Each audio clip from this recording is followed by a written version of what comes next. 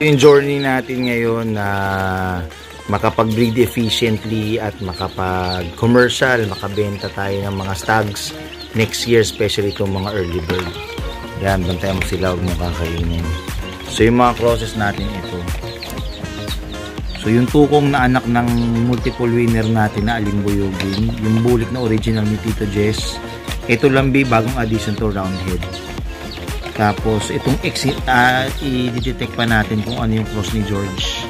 Itong number 4, yung putito ni Kuya Noel, cross sa bulik, blue face at saka sa talisay. Yan.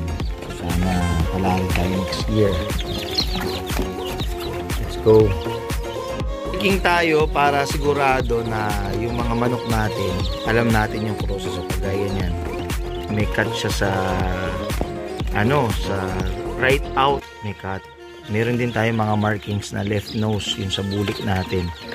So ito left nose, anak to ng bulik natin. Yan. So ginagawa yon para kung merong mga okay na mga nok, alam kung saan babalikan yung pedigree at alam yung cross na gagawin the following year.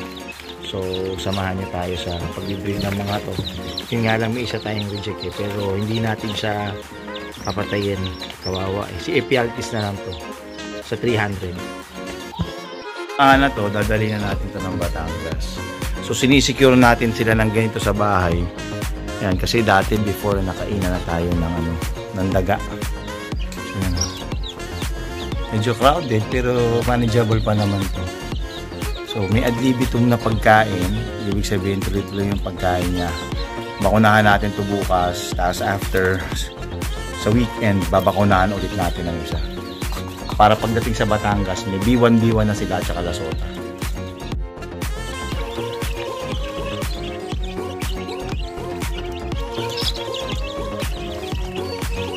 Yung mga yan.